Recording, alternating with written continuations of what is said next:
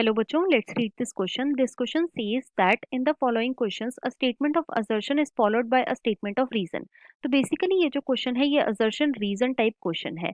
Assertion given is decomposition is all about simplification of complex organic matter and reason given is fragmentation, leaching, catabolism, humification and mineralization occur in decomposition that convert inorganic substances into organic matter.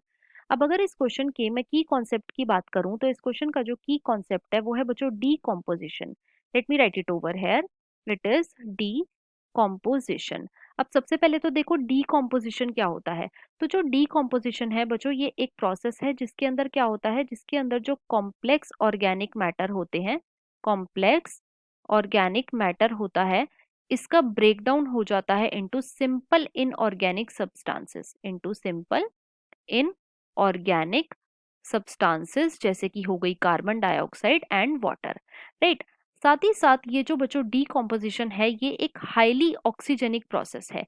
ये क्या है, ये एक highly oxygenic process है, मतलब कि इसको oxygen की रिक्वायरमेंट होती है होने के लिए, राइट. साथ ही साथ जो डीकॉम्पोजिशन है उसके लिए जो रॉ मटेरियल है वो क्या होता है.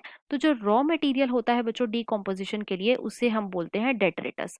अब डेट्रेटस क्या होता है. तो जो डेट्रेटस है बच्चों ये डेड रिमेन होता है प्लांट और एनिमल का. जैसे कि प्लांट का जो डेड रिमेन है उसके अंदर आ सकती है हमारी लीव्स, हमारे फ्लावर्स और साथ ही साथ बार्क, और जो एनिमल का जो डेड रिमेन होता है उस वो मेनली कॉन्स्टिट्यूट करता है फीकल मैटर, राइट. तो डेट्रेटस क्या है, ये बच्चों एक टाइप का रॉ मटेरियल है फॉर डीकॉम्पोजिशन. अब जो डीकॉम्पोजिशन होता है इसके मेनली 5 स्टेप्स होते हैं. इसके मेनली 5 स्टेप्स होते हैं. कौन कौन से. सबसे जो पहला स्टेप होता है उसे हम बोलते हैं फ्रैगमेंटेशन. First is fragmentation. दूसरा जो स्टेप होता है उसे हम बोलते हैं लीचिंग. तीसरा जो स्टेप होता है उसे हम बोलते हैं कैटाबॉलिज्म, कैटाबॉलिज्म. चौथा जो स्टेप होता है उसे हम बोलते हैं यूमिफिकेशन. Fourth is यूमिफिकेशन.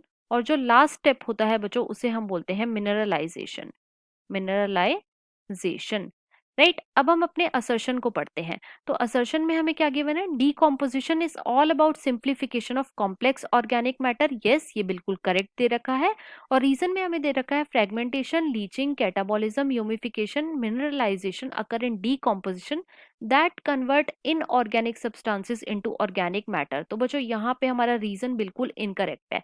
क्यों, क्योंकि ये पांचों के पांचों स्टेप डीकॉम्पोजिशन के तो हैं, लेकिन डीकॉम्पोजिशन में क्या होता है, ऑर्गेनिक मैटर जो होता है वो कन्वर्ट होता है इनटू सिंपल इनऑर्गेनिक सब्सटेंसेस, ना कि इनऑर्गेनिक सब्सटेंसेस कन्वर्ट होते हैं इनटू ऑर्गेनिक मैटर. तो रीजन जो है वो इनकरेक्ट है लेकिन असर्शन जो है वो बिल्कुल ट्रू है.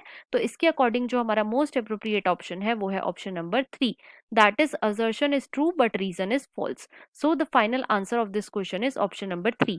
आई hope you understood it well. Best of luck.